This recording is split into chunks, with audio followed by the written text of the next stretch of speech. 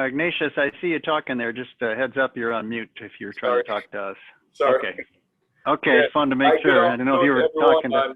I'd just like to welcome all of you to our CAWASA Wednesday webinar series. And today we are pleased to have the ABC, the Association of Boards of Certification of the US, who CAWASA is the agent for the ABC in the Caribbean region. And I think this is a very good session to give you an education on the importance of certification. So this afternoon we have with us Mr. John Solvie, who is the manager of the Clark County Water Quality in Las Vegas, Nevada, overseeing Southern Nevada's area-wide water quality management plan and stormwater regulatory program. His background includes 30 years of regulatory experience in wastewater, stormwater, pretreatment, and groundwater, and 20 years of professional credentialing experience in wastewater and drinking water principles. John chairs the Association of Boards of Certification, ABC Certification Commission for Environmental Professionals, setting psychometric standards and administering ABC's professional operator program nationally and internationally. He has also served on the Nevada Certification Board for many years, administering regulatory and non-regulatory operator certification programs in Nevada. He is a past president of the ABC and recipient of the Harris F. Siegel Lifetime Achievement Award for his contribution to advancing the cause of certifying environmental professionals, and also recipient of the Nevada Water Environment Association Lifetime Service Award. And John was here in 2019 with us in St. Lucia for the CAWASA Water Operators Conference. And we are pleased to have you back with us this afternoon to share with us quite a bit of your knowledge and experience. Over to you, John. Oh, your sound is gone. Your mic is gone. Sorry, I'm on mute. I think Okay. I'm back now. All right. So, okay. I'm trying to share my screen. I think you need to give me permission. Yes, go ahead. Okay. Oh, we got all the devils with us today. Okay, is that working for everybody? Yes. Wonderful. Well, thank you again, Ignatius, for those kind words. That was very gracious of you. It's wonderful to be here. I hope this finds each one of you doing well and healthy to you and your families. I think we can agree that this past year has been one for the books. When I was there in 2018, none of us anticipated what the next year and a half was going to bring all of us. Oh, you know, it's been quite a time, but we've pressed through and here we are. I really enjoyed spending a lot of time with you guys when I was there at the CAWASA conference. Some things I really picked up was that for all the Caribbean island nations, you're a very welcoming people. You made me feel completely at home from the moment I got there to the time that I left. You're very passionate people. You're passionate about what you do. You enjoy what you do. You are passionate about public health and protecting the environment. And one of the unique things I saw is that you always find a way of making things work with whatever resources that you have on hand. Very ingenuitive. I was really impressed with your operators, the way that you work together, the way you problem solve together. It's really a great thing for you guys. Also wanted to introduce, I've got some ABC staff backing me up today. We've got Paul Bishop, our CEO. We've also got Tom and Haley and Lisa and Michelle from staff. So if there's ever a time you want to throw questions our way as far as ABC, this is really the time to go ahead and do that. You can either ask your question in the chat window, we can get to that at the end, or you can go ahead and ask us questions. And if there are questions I can't answer that are better fielded by staff, staff would be happy to weigh in. So what we're talking about today is right on the slide you see in front of you, which is the value of certification. And I'll be the first to empathize with you that certification can often be frustrated with operators. I've heard from operators through the past 20 years, why do I need this? I know what I'm doing. And nobody is questioning that operators don't know what they're doing, because we know that they're very good at what they do. But the role of certification, and we'll be talking about more about this as we get into this webinar, is really validating your competence to be able to operate. And through doing that, it provides assurances, not necessarily just for you and your employer, but for the public. The public needs assurance that they're going to have clean water and that the environment is going to be protected.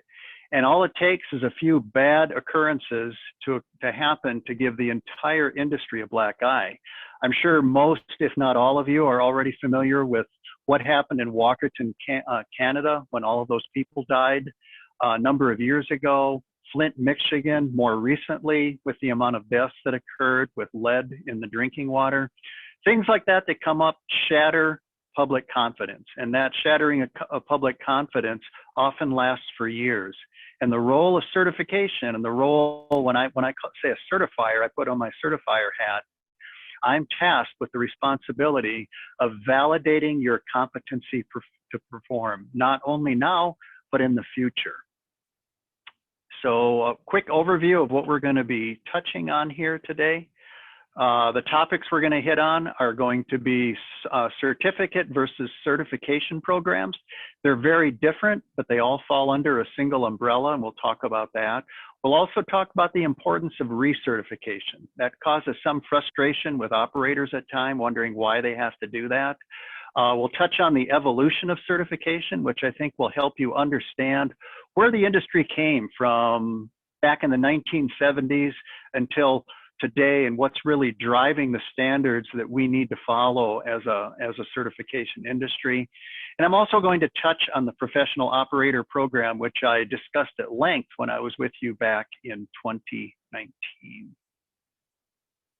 Get my cursor here. Okay, the first thing we're going to touch on is the difference between certificate and certification programs. And I thought this was an important topic to be able to hit on, because it's a question that comes up almost every time I'm speaking with operators about programs. Anytime operators are frustrated with exams and wondering, why does it have to be like it is? Yes. That's not making sense. See, I'm hearing some background noise, so if you're able to mute your mics, this would be probably a good thing to do. Yes, go the weakest person here. Somebody without showing no kind of enthusiasm. There you go. Quick, let's go. Yeah.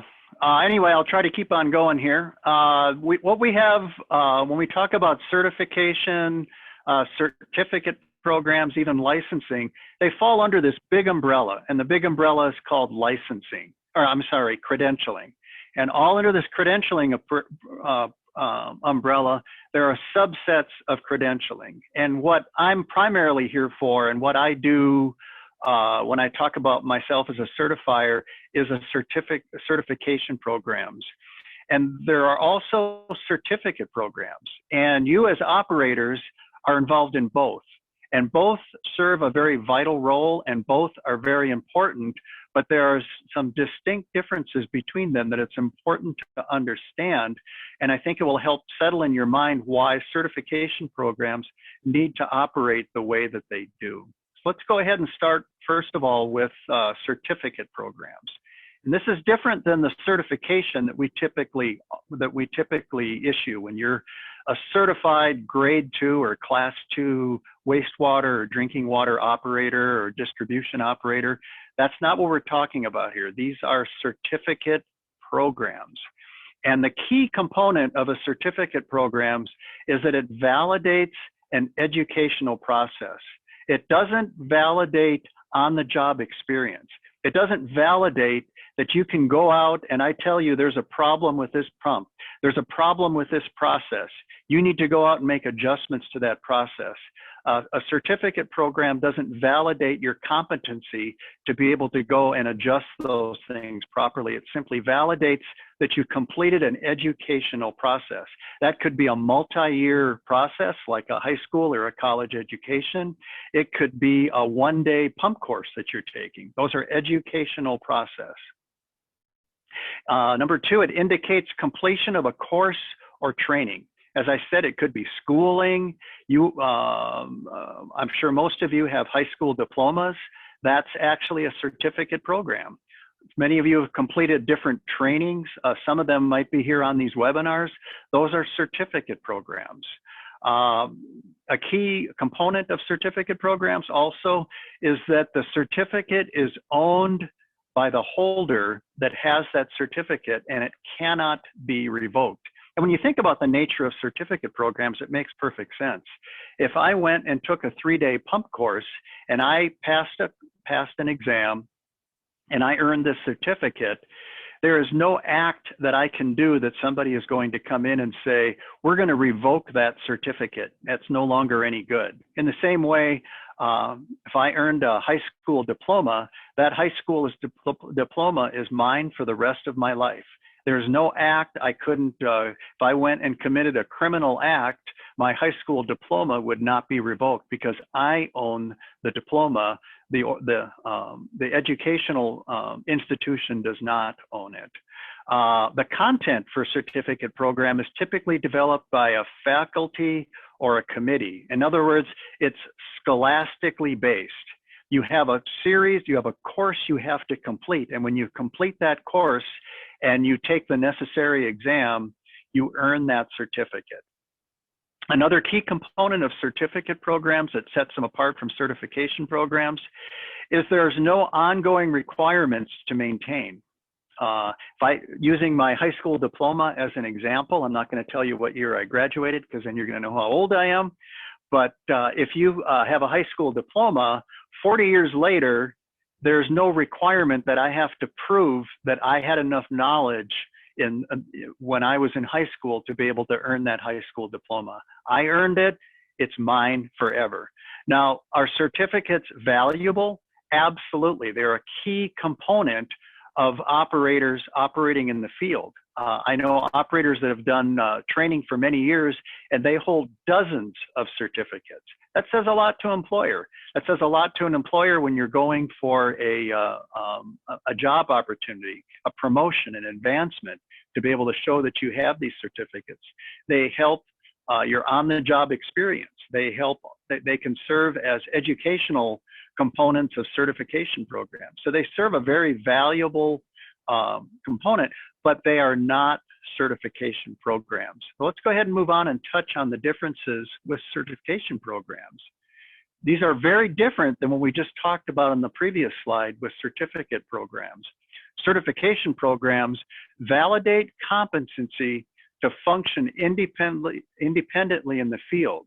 It's not just validating your book or your training knowledge. This is one of the biggest frustrations I get from operators when they say, there's something wrong with the exam process because I studied the books that are the recommended study books and I can't pass the exam, therefore the exam is flawed. No, it's because the validation process that occurs in a certification program isn't whether or not you know information in the book, but whether or not you can actually go into the field and you can actually troubleshoot and make things work. It's an assessment process that requires an acceptable combination. 3 things. It's really the 3 pillars of what we call certification. You have an education component, relevant experience component, and once you have those first 2 pillars, then the examination validates your education and your experience.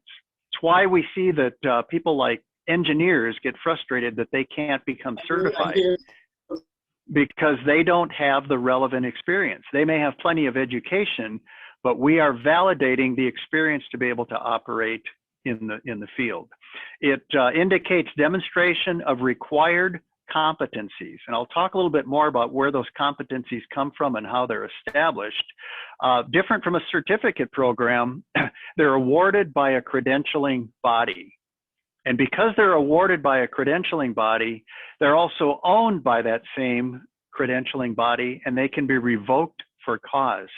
So when you have a certification hanging on your wall, that's what I would call a privilege to be able to have. Because if you do something unethical, typically most problems that come up with operators and certification programs are violation of ethics.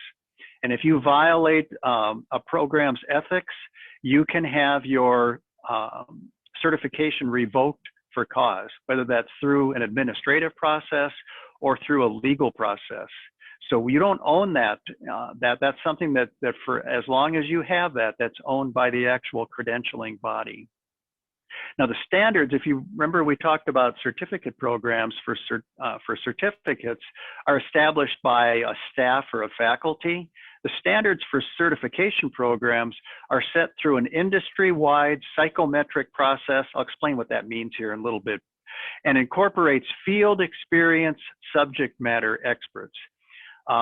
Certification programs are not developed by educators that just go down and sit in a room. That's what I thought 30 years ago. I thought a group of people just sat around a table that were staff members and just drew this up and said, this is what we'll do.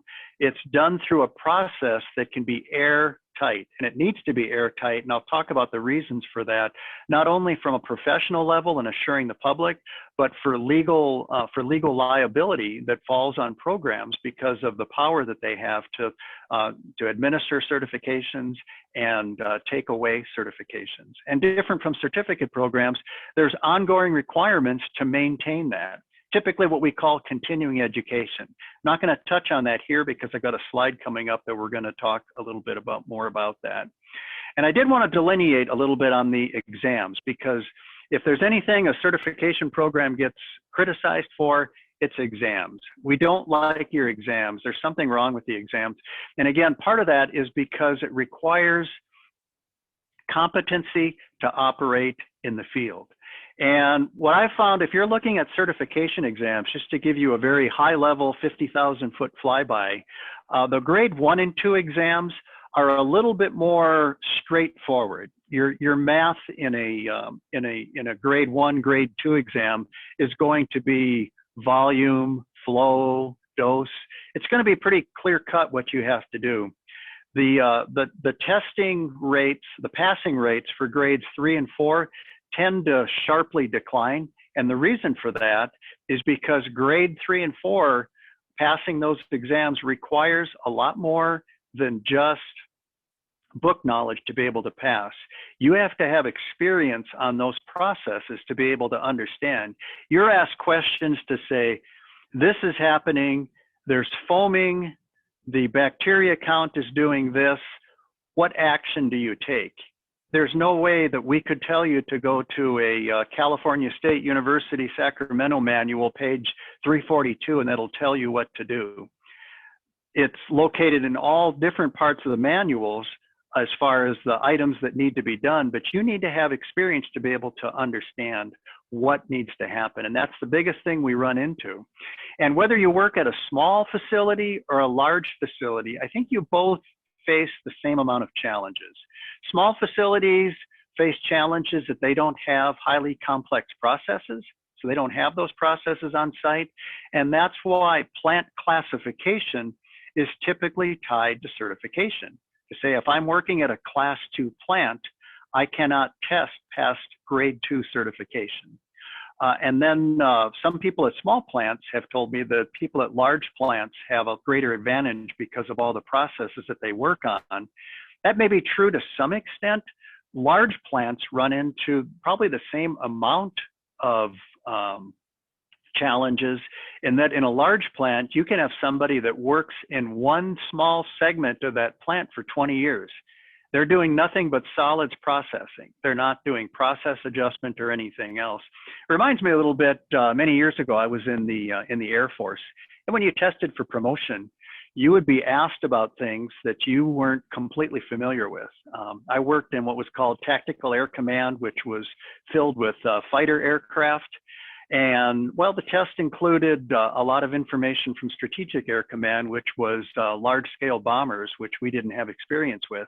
So you've studied your head off to try to get to try to gain some of that. My point being that you work on certain amount of processes, and when you're asked a question about that process, for you, it's pretty elementary to answer. So the more vast and the more broad experience you can gain, the more advantageous you're going to be at passing exams. And not only that, you're going to be far more valuable to your employer, and you're going to be far more valuable to earning promotions down the road.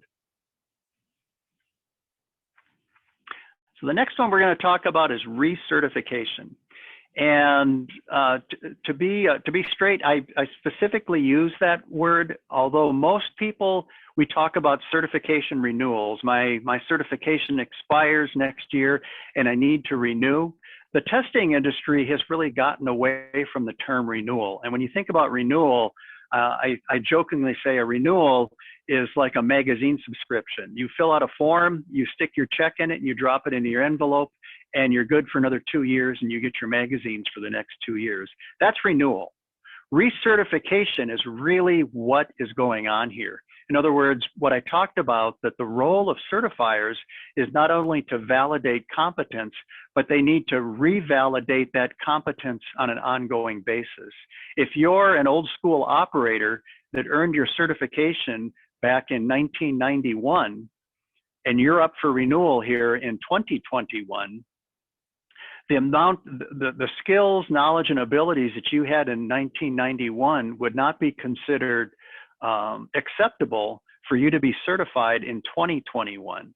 So you need to revalidate that. And if we want to do that from a pure forensic point, the easy way to do that would simply to make everybody retest every 2 year or every 3 year cycle that they have a certification program. It'd be very easy to say, okay, every 2 years you just have to test and you need to pass the test.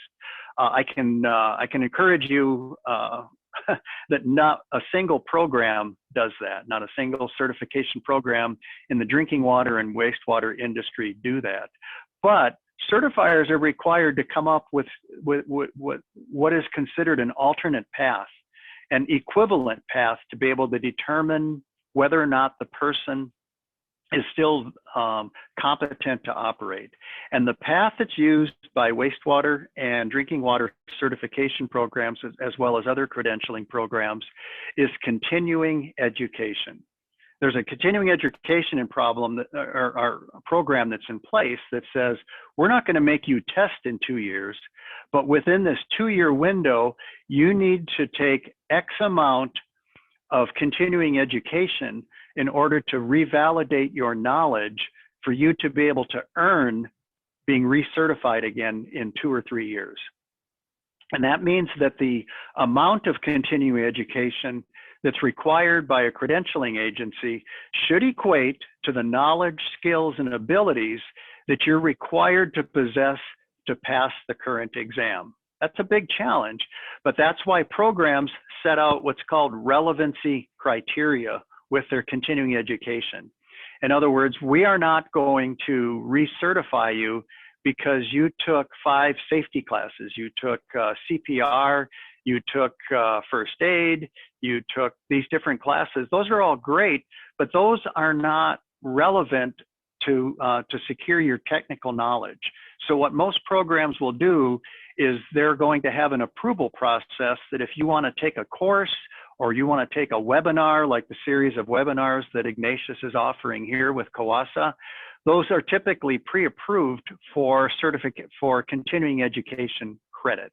So you would take those, and all of those would then be submitted at the end of your cycle to be able to be recertified.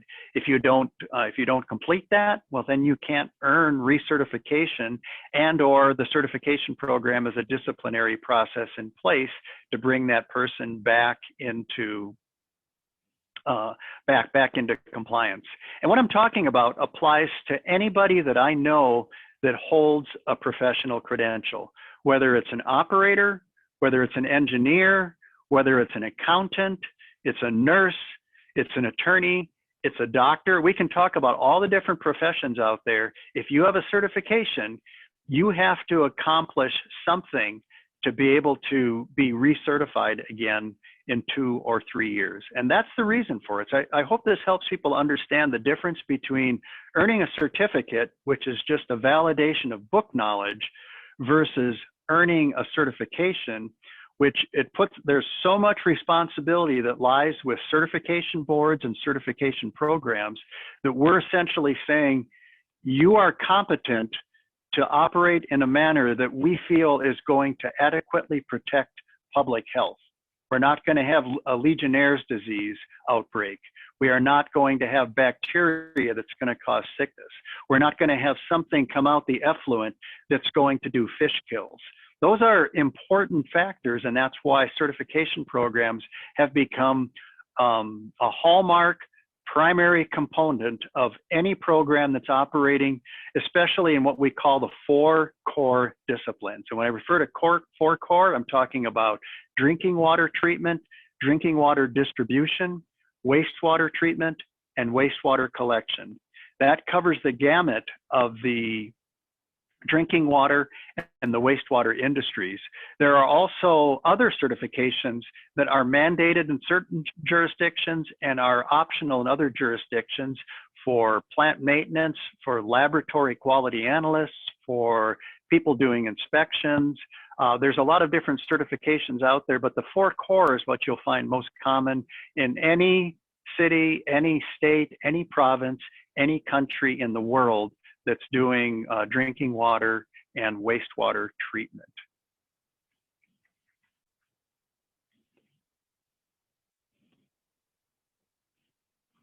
I'm going to talk just a little bit about the evolution of certification. And I think it's important to touch on this. I think for me, I could talk about this stuff all day with a group of people because it's really enjoyable. The field of certification is a fascinating field with a lot of ins and outs, and I'm just going to provide a high-level flyby of what things were like in the old days. Why can't we do what we did in the old days? And was there anything wrong with what we did? Why did we have to change to what we're doing today? Now, if we go back many years ago, like back to the 1960s and 1970s, you had just a group of people that sat around and created an exam. If you were creating a wastewater treatment exam, you'd sit around a table and say, hey, I think we should ask some trickling filter questions. We know there's some trickling filters out there. Great, let's ask 4 trickling filter questions.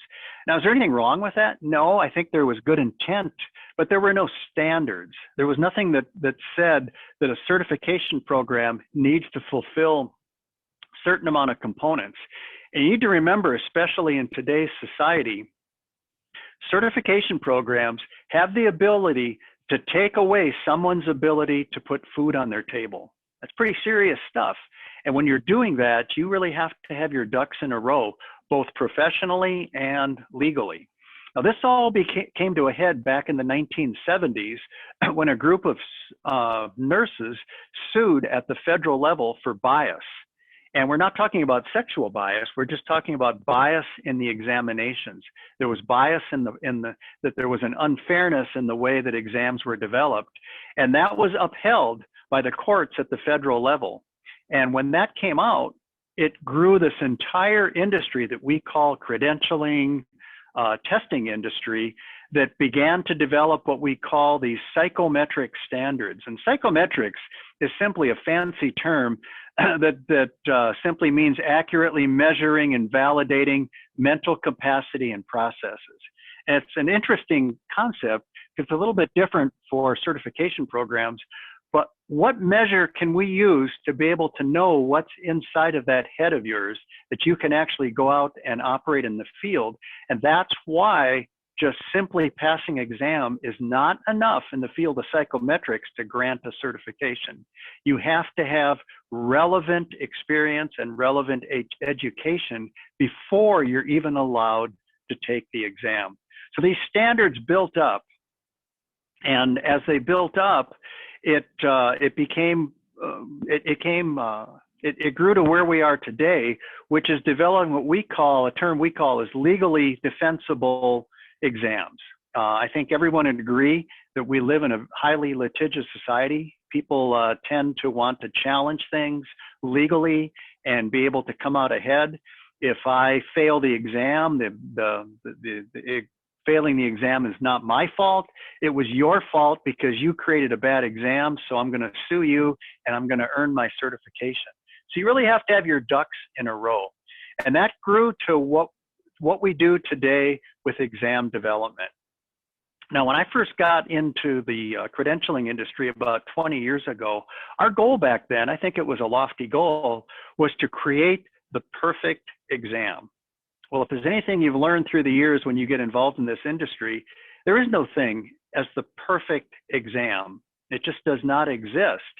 And something doesn't have to be perfect to be valid.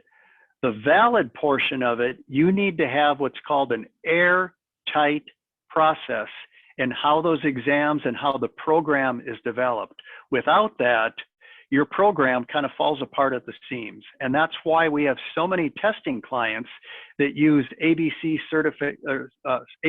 standardized exams as a key component of their program, because developing legally defensible exams is a very time-consuming process, and even more importantly, a very expensive process.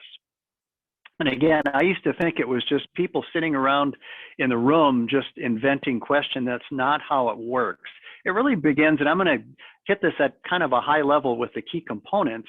It starts out with what we call a job task analysis. You talk to people in the industries and they'll say, when was your latest JTA? And all a job task analysis is a survey. Some of you may have participated in that. ABC has performed dozens of job task analyses over the years.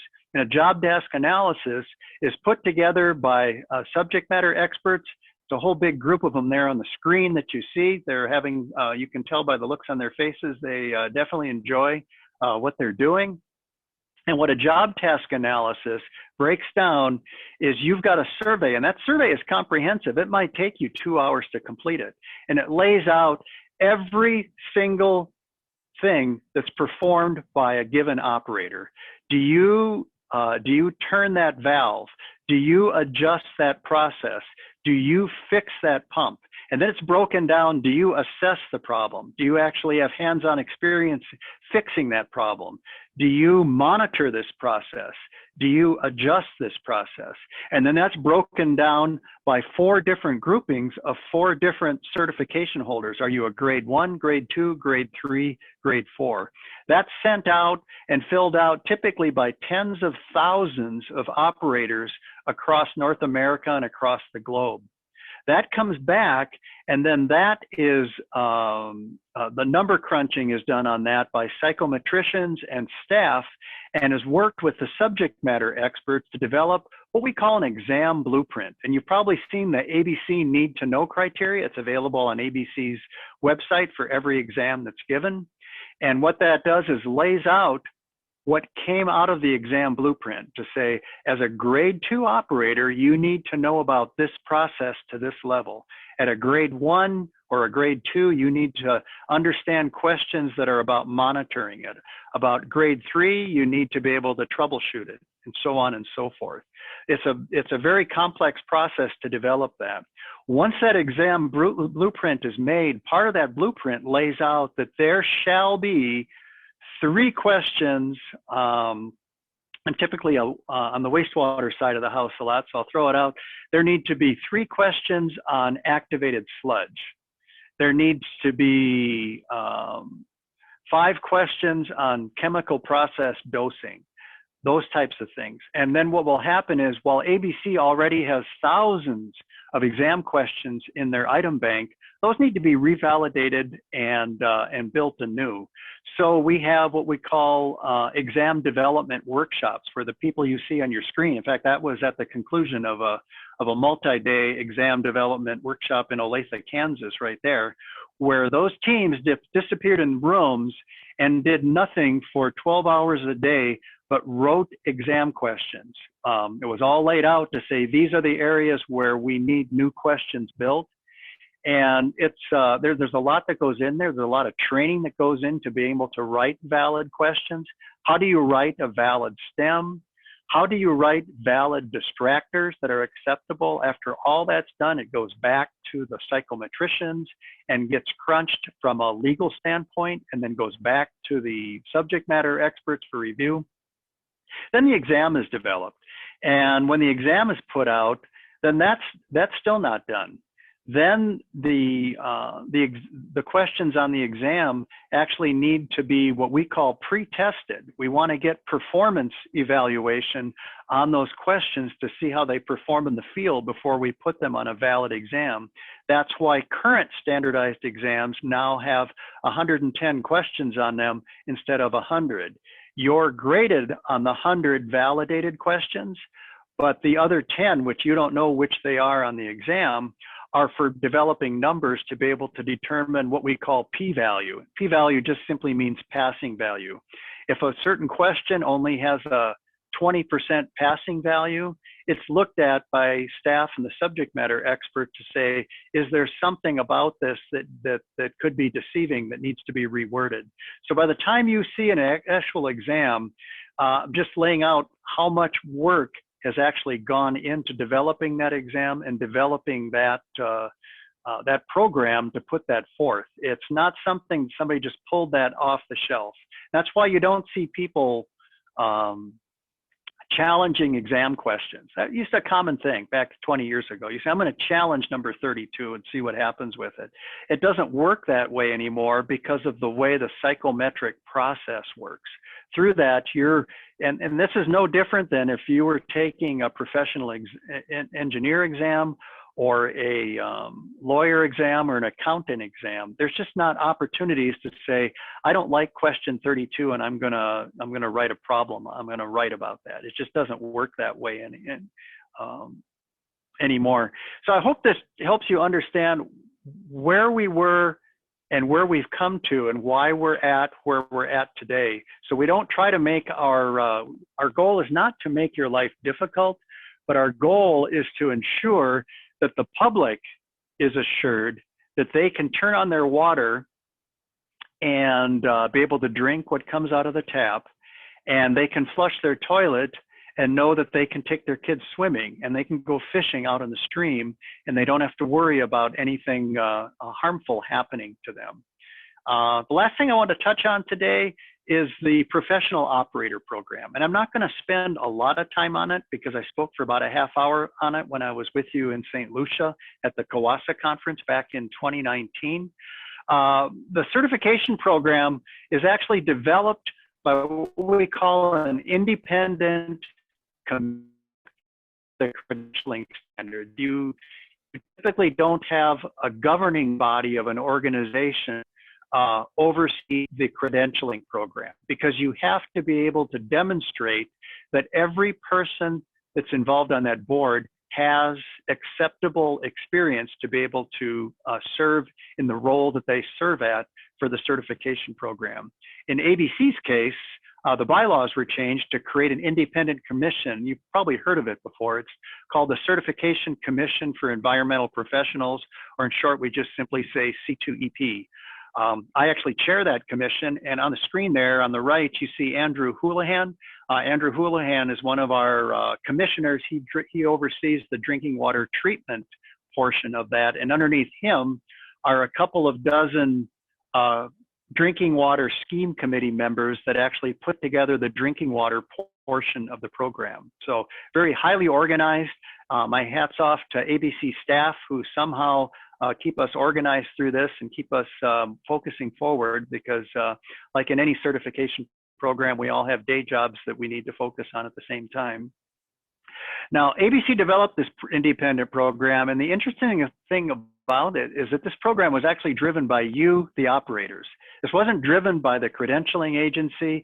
This wasn't driven by allied organizations like WEF and AWWA. While they fully support it, this was driven by operators. So this program was essentially built by operators and for operators. This program is for you. And the goal of this program is not to supplant regulatory certification programs, but rather it transcends and encompasses those programs.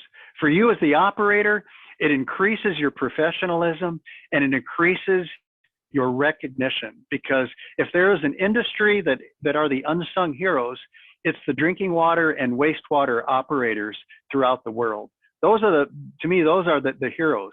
The heroes to me are not the people standing out front with signs and protesting environmental issues. They may serve a key role, but when I think about the heroes, I think about the hero that's working on Christmas Eve, that's keeping my drinking water safe, and I don't even know what his or her name is.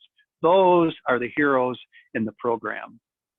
And a lot of people don't understand, and this is why it works out so well for people to earn dual credentialing, is that the standardized exams that we develop as C2EP are the same standardized exams that are marketed by ABC to regulatory certification programs across the globe.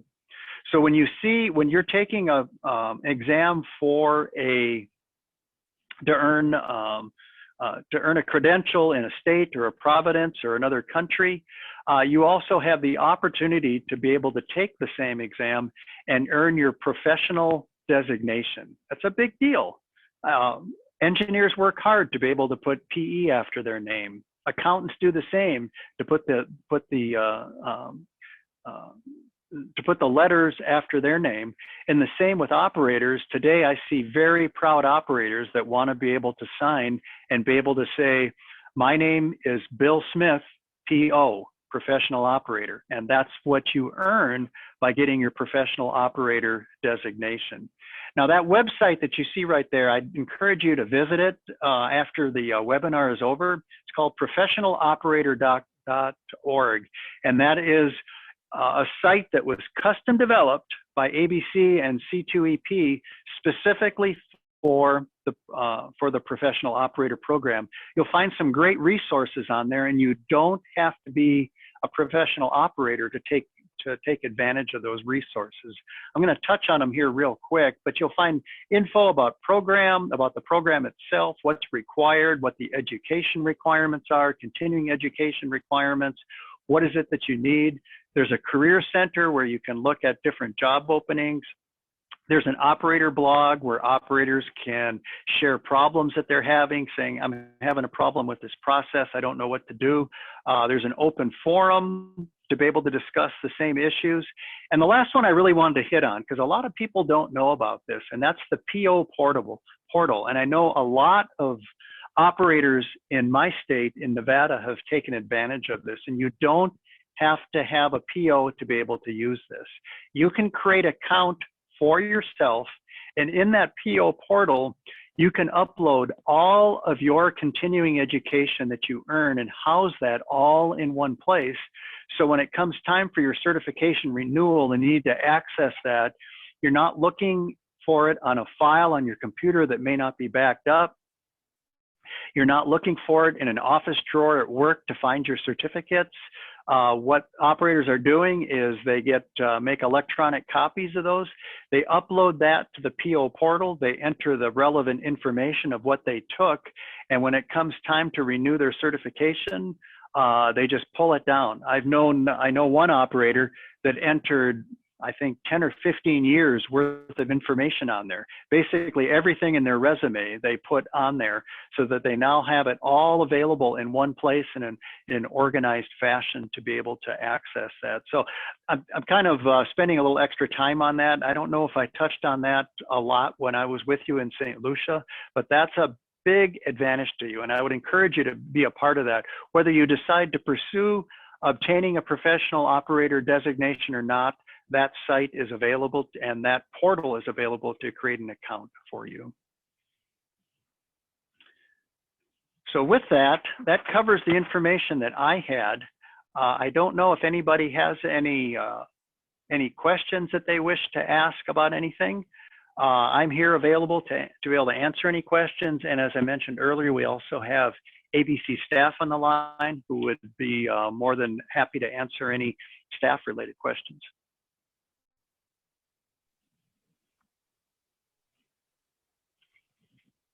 Thank you, John. That was absolutely fabulous presentation as usual.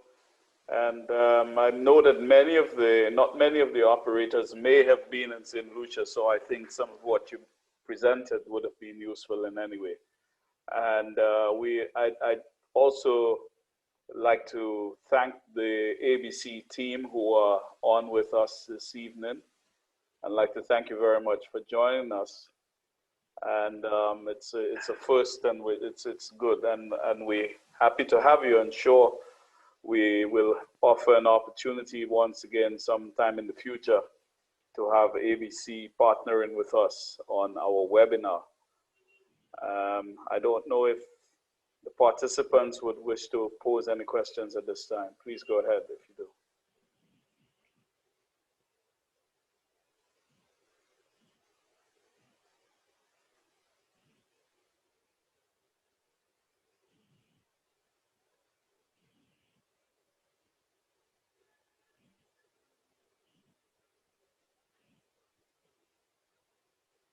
There are no questions in the chat, and I'm not seeing any questions in the chat room and not seeing any hands up.